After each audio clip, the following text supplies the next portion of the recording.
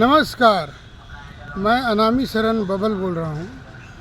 मैं इस समय न्यू कोंडली सन्नी बाज़ार रोड पर हूँ और अभी चूँकि यह 8:15 बजे हैं, इसलिए लोगों के आने जाने का रास्ता कारवां अभी धीमा है। लेकिन जब मैं इसी रास्ते से लौटूंगा तो आप देखेंगे कि लोगों का एक रेला निकलेगा और वो किस तरह से अपने दफ्तर जा रहे हैं।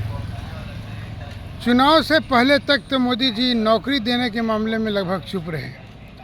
ये पूरा चुनाव मोदी का दावा, मोदी का दावा, मोदी की गारंटी पे हुआ।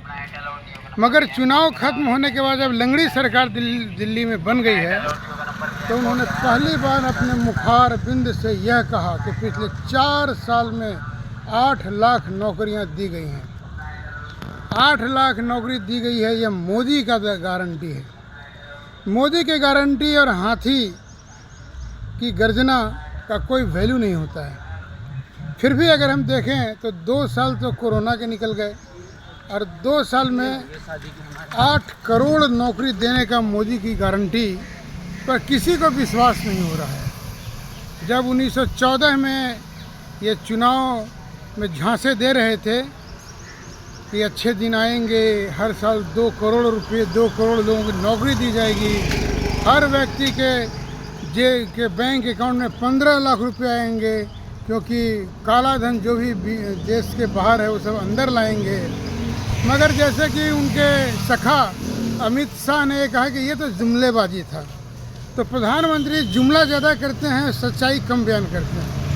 10 साल तक नौकरी देने के नाम पर वो खासे चुप रहे, गूंगे रहे। मगर अब जब चुनाव तीसरे टर्म के वो जब प्रधानमंत्री बन गए, जवाहरलाल नेहरू के बराबर में आ गए, तब भी झूठ बोलने की हैबिट नहीं जा रही है।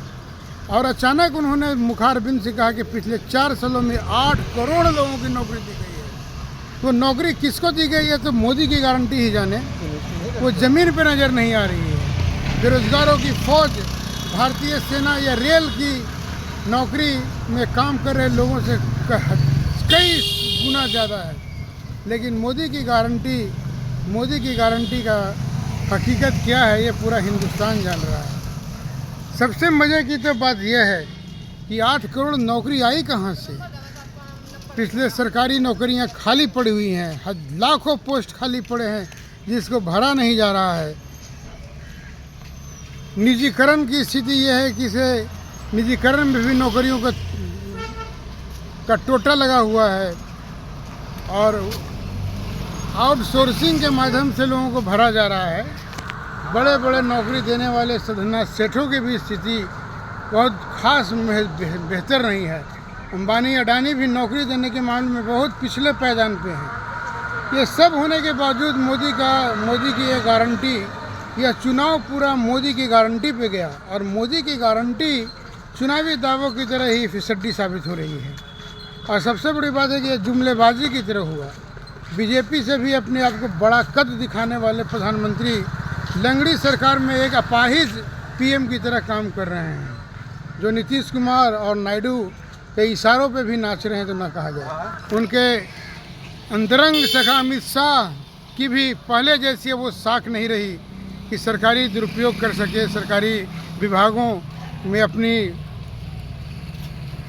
मनमानी चला सकें। लेकिन फिर भी मनमानी तो चल ही रही है। जैसे कि ये उदाहरण है कि 8 करोड़ लोगों को नौकरी दी गई है। हो सकता है कि जब ये 5 साल इनका कार्यकाल यदि पूरा होता है तो ये भी कह दे कि अब भारत में कोई बेरोजगार नहीं है। जैसा कि उन्होंने कहा कि इन्होंने 25 करोड़ गरीबों को गरीबी रेखा से बाहर निकाला है। इसके बावजूद हिंदुस्तान में 85 करोड़ लोगों को रोज़ाना खाना दिया जा रहा है राशन का। तो दावों पर, जुमलों पर, वायदों पर यकीन करना सबसे खतरनाक होता है। और यही हाल कम से कम मोदी और बीजेपी के एनडीए के दावों की है कि एनडीए जो बोलती है वो हकीकत में नज़र नहीं आती। अगर हिंदुस्तान को देखा जाए तो हिंदुस्तान न जाने कहाँ का कहाँ पहुँच गया।